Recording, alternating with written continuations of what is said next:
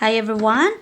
Welcome to Mystic Oracle Tarot PH. My lovely subscribers, salamat sa walang sawang sa walang sawang tigil sa panunood sa channel ko po. Salamat sa support niyo po. Okay? And sa new viewers, welcome. Sana at the end of this video po, sana makaano po kayo, makaka-subscribe kayo, na sana i-reconsider nyo po na mag-subscribe po kayo. Kasi to help me build my channel up. Okay everyone, new viewers, everyone, kung kung may alam kayo na may maka-resonate itong mensahe na ito, please also share this message. Today, tingnan natin kung ano yung month of July prediction. Okay? Tingnan natin kung ano yung kung may parating ba para sa inyo month of July, kung anong meron, may ma-answer prayers ba, o ano. Let's take a look. Okay, or specific ba sa in the one area lang ba ang para sa iyo na masagot. O tingnan natin, okay? Okay, we'll get four of these till live in here. Ginaganito ko kasi I can't, para mahanap ko yung enerhiya nyo. Okay? Sige. Asan ba dito? Parang feel ko yun yan. Ano pa? Parang feel ko siya.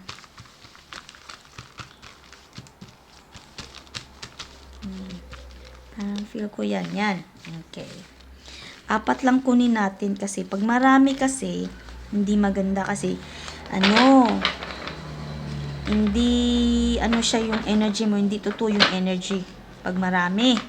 So, 4 lang kunin natin.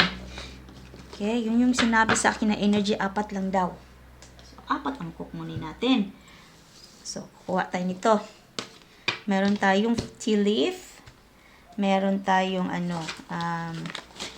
may moonlight, ko dito,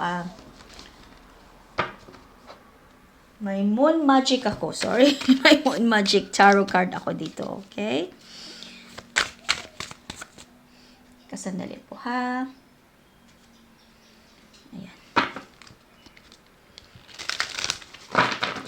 Kukuha tayo dito at least. Kung pwede sana, isa lang ba? Depende. No? Depende kung ilan ang mabibigay sa atin. Okay. 3 ang binigay. So, kukunin na lang natin yung 3. Okay? So, dito muna natin siya iwan. Okay? Ito yung final mensahe nyo din ng Divine Universe. Okay? Okay. Sige, dyan din natin yan. Last yan eh. Okay. Okay. Last yung natin. So, last ito. So, dito natin to sa tabi. Okay. Kukunin muna. Ito yung tarot deck natin. Okay? Ito yung tarot deck natin. Okay. Yung una nyo mensahe is March. Oh. March. Okay. Meron tayong March. Oops. Meron tayong bow. You are highly thought of. Oh, wow. Bakit kaya? Kasi ka? Maganda ang mo? Did you do something good? Kasi, ang tingin ng tao sa'yo maganda. Very taas-taas. Wind chimes, peace and harmony. The next one, meron tayong heals. Obstacles to overcome. So, ito na yata yung mangyayari sa March mo.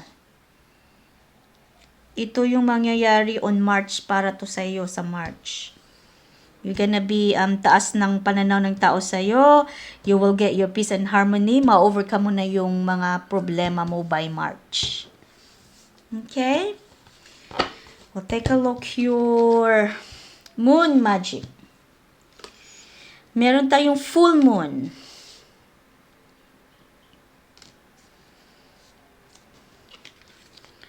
Meron tayong fly by night.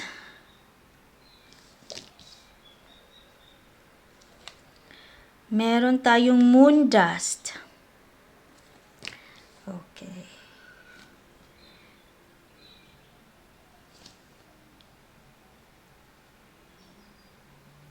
Dito natin siya ilagay. Okay? Okay. Ito, last way. Final message mo yan. Okay. Take a look at tarot. Okay. Before I will, umpisa natin tarot nyo, no? Anuhin muna natin to. Okay? Meron tayong full moon. Okay. Full moon. Normally, yan eh. Completion yan eh. Normally, full moon is completion. Matatapos yung cycle ng ending situation, ending circumstances, ending na problema, issues. Okay? Luck, it's in your side. You will have a good happiness, emotions, yung energy nyo dyan. Okay? Now, your next is the fly at night. Okay? Mag-iingat-ingat po kayo ha, kasi in some point po, someone will betray you. Okay? May traitor. Okay? May traitor sa either sa friends mo, colleagues mo, I don't know, someone. Someone is gonna betray you. Okay? And this is also a selfish card as well. Okay, yun yung energy dyan. Now, your moon dust. The moon dust is actually a very good omen card. It's actually a joyful moment. Okay? A joyful happiness and surprise. Okay? It's a good omen siya na card. It might be connected as well, this card to this one. Okay? Masusupresa ka na lang na nibitray ka na pala. Masusupresa ka na lang na siya sa'yo. Nitraidor ka niya. So, ingat-ingat po. Okay? For the month of June. Mag-iingat po kayo. Okay. Let's take a look your tarot. Uy. Okay. Hindi ko alam kung sinong selfish. Ikaw o yung tao magta-traitor sa'yo, selfish. Okay? So, we'll take a look more. Or i-clarify natin to mamaya. Okay? Kasi nakakuha na ako nito eh. Meron tayong 9 of Pentacles.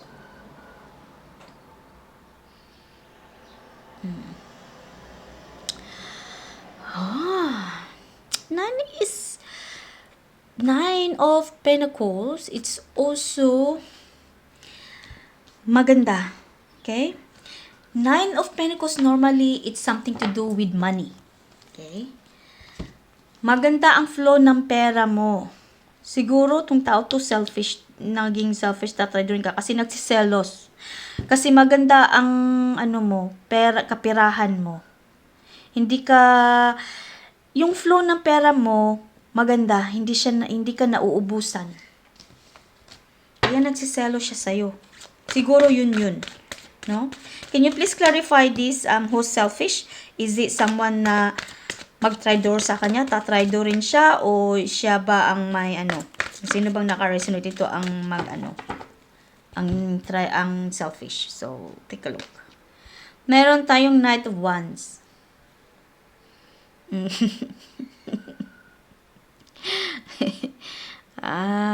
Okay. Yun ang binigay sa atin, no? Knight of Wands. Sige pa. Klaro pa. Klaruhin mo pa. Come on. Tarot. Please. Give us more. Clarify it for us, please. Give us more message. Sino ba to? Sino ba tong taong magtatraidor? Taong selfish. Sino ba ito?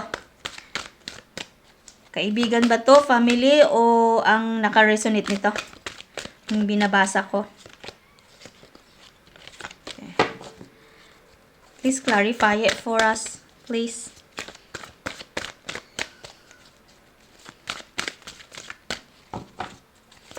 Knight of Wands, ano yan eh?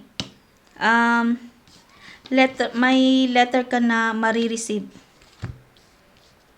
Okay? O di kaya message. No? Basta, message. May marireceive ka na message. Oy, ano ba naman yan? Okay. Ayan. Tumalon. Galit yata yung tarot mo. Talon talaga ng mabigat. Ayan. Okay. Dito natin ito ano kasi hindi naman sinasabi kung ano ba talaga. Meron tayong Queen of Swords. Ay. Highly principled ka talaga. Ayan oh. Ang taas ng tingin ng tao sa iyo in a good way. Hindi hindi negative way in a good way. Kaya siguro tong tao to itong tao na to nagsiselos sa'yo, na insecure yata to sa'yo.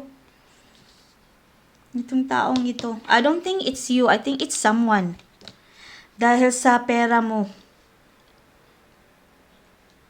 Nakita siguro niya na walang kakupas-kupas ang pera mo. Maganda siguro ikaw mag-handle sa pera mo. Ang ganda ng flow ng pera mo. Meron tayong 10 of Wands. Okay. Kahit tatraydurin ka niya, no? Wala ka pa ding masasaktan ka, syempre. Pero, lang siya, kaya mo lang, carry mo lang. Kasi wala kang pakialam. Kasi ang inaano mo is yung sarili mo. Lagi mong iniisip yung sarili mo muna. Wala kang pakialam eh. Hindi naman sinabi kung sino yan. It might be friends or I don't know. It doesn't say yet. Ayaw ibigay ni Taro eh. Ayaw niya ayaw niya i-reveal. Ayaw niya i-reveal. So, dito ko siya nilagay. Ni-attach ko siya dito kasi dito natin siya ni-confirm natin siya eh. Okay? Pero carry ka pa rin, wala kang K. Sarili mo ang iniisip mo lagi. That is very good. Yung mensahe na yan, siguro yun yung problema na ma-achieve mo. Mag-close na ba? Mag-resolve na siya. Yun yung letter. Tungkol yan sa pera. Tungkol sa pera. Kasi maganda ang flow ng pera mo eh. Walang kakupas-kupas. Hindi ka naubusan ng pera. Ang pera na talaga attached sa'yo. Hindi umaalis yung pera sa'yo. Kung maglabas ka ng pera, may pera ka. Hindi ka maubusan ba? Hindi ka talaga nauubusan. Ayan, meron tayong King of Swords.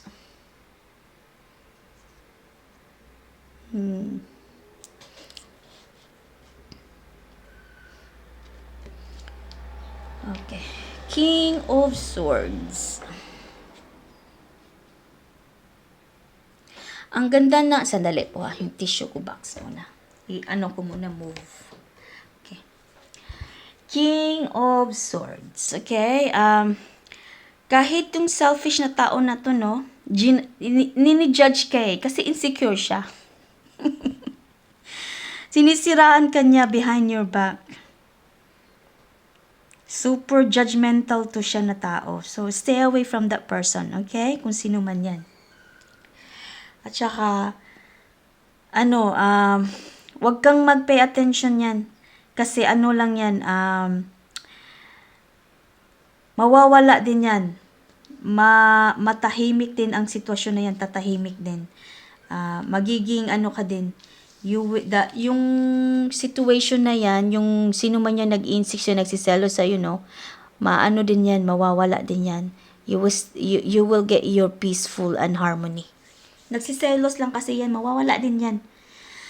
It will pass through. So, I think overall in this message, no, parang sa March 2, ito yung March na makukuha mo yung pera, but you need to be careful with this person, okay? Because this month, ito na yung warning sign mo. May surprise sa kapatid na mensahe daw, sabi. May sorpresa ka ng marireceive na mensahe. Okay, ano pa? Meron pa ba?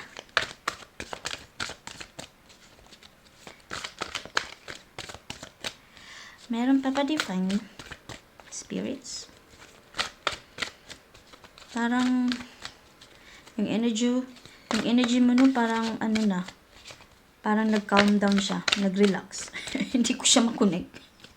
Parang yan yata, ayun. Okay. Meron tayong 7 of Swords.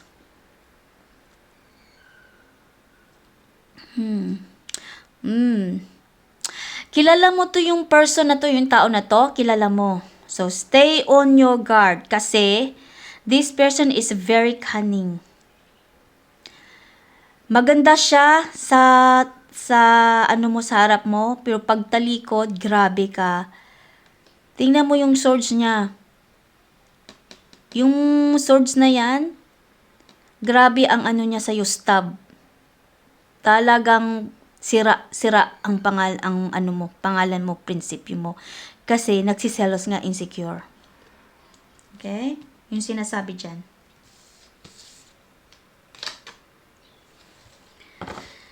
Okay.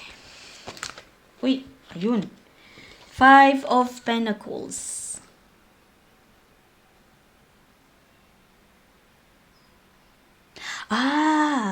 Kasi yung tao na ito nagsiselos na insecure sa'yo kasi hirap siya sa pera. Gipit siya sa pera. Kaya nagtataka siya, bakit ang ganda ng flow ng pera mo? Nung magkaibigan kayo, ilang na kayo na magkapagsamahan nyo, no? As a friend siguro to, friend yata to mo eh. Yung pagkakaibigan nyo, yung pagsasama nyo, napapansin niya na hindi kanya na nakikita naghirap sa pera. Nagsiselo siya sa'yo. Jeez. Let go of that person. Walang mangyayari. Kung ito ay kaibigan mo, walang mangyayari yan. Wala. Huwag mong bigyan siya ng second chance na sa iyo, to enter your life. Let go of that person. Wala kang makukuha niyan. Kundi lang, sakit lang sa puso, heartache, insults. Let go mo yan, person na yan. Justice. Kilala mo siya. Parang kaibigan mo yan siya. Justice.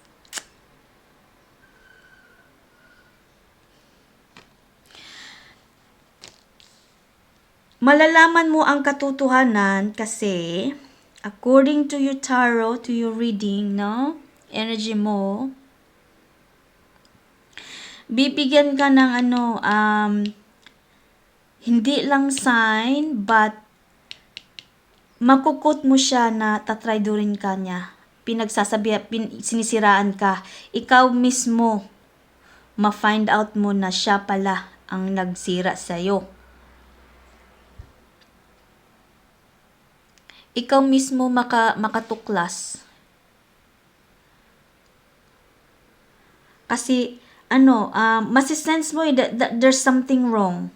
Kasi, pahina-hina yung energy niya, no? Yung treatment niya sa'yo, parang iba. Mapapansin mo. Doon mo siya malalaman na that person is been doing that to you for a while now. Hindi mo lang alam. Meron tayong King of Cups.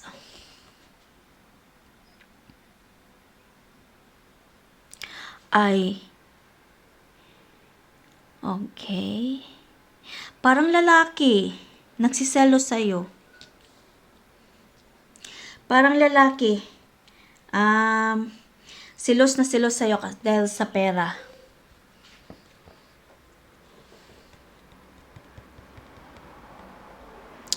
Silos na silos sa'yo.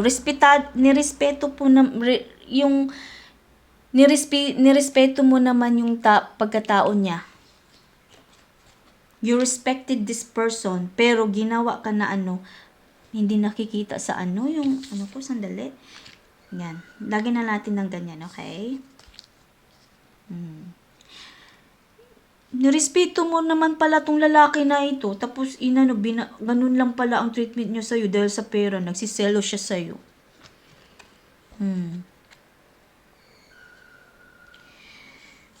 Dahan-dahan ka, tingnan mong maayos. Okay? Yung sa kilos niya, pansinin mo, yung treatment niya, pansin mo from the little bits. Kasi, nagbabago to siya yung ugali niya, nagbabago yung treat niya sa'yo. Lalaki ang nagsiselo sa'yo dahil sa pera. Mahiyain to na tao. Mahiyain, nirespeto mo, maganda ang ang pinapakita niya sa iyo, but behind your back, na it's really bad. Meron tayong 10 of Swords. 10 of Swords. Pag mo na yan, pag nalaman mo yan, na-quote mo siya, no? Nahuli mo siya. I-end mo siya, i-close mo siya. Huwag kang makipagkaibigan sa kanya. Okay? Ito yung ending na friendship nyo. I-let go mo siya. Huwag kang mag-aksaya ng panahon sa kanya. For some of you, on March, there's gonna be a new opportunities, new doors, magbubukas o offeran kayo. Okay? For some of you. I feel like career, love. Focus on March na siya, energy. Na may sa'yo, opportunities. If you're single, no? I think March is the best. Yun yung energy. Yun sabi dito ni 10 of Swords. By March, it's a good month to start na to enter sa romance. If you're a single. If you're looking for love. For the career, March is the best month to find. Maghanap ka ng trabaho sa March. Kasi the month of March, there's a possibility na makuha mo siya. Maganda pati ang flow ng career mo. Yun sabi ng tarot mo, ha? Okay. Okay, that's all I have for you today. Nabibigatan ako sa energy mo, kung sino man to. Nabibigatan ako sa'yo nung nag-try door sa'yo. Itong tao na to. So, dahan-dahan ka. Pansinin mo, tingnan mo. Let go of it. Sabi ni 10 of Swords, carrot. Tama na. Kasi wala na. Yung maganda na pinapakita sa'yo sa harap, pero sa likod, sa pagkatalikod mo, wala ka na. Duraan ka na niya. Ka na pa niya. Talagang he's stepping on you na. Kaya, let go of it. 10 of Swords, end it when you find out. Yun yung sinasabi, okay? I hope it's not too late you yet, okay? I hope someone can resonate this message. I hope that you will subscribe, like, comment down below, and hype my video as well. Thanks for watching, everyone. And sana po, I will see you in my next reading po. Bye for now.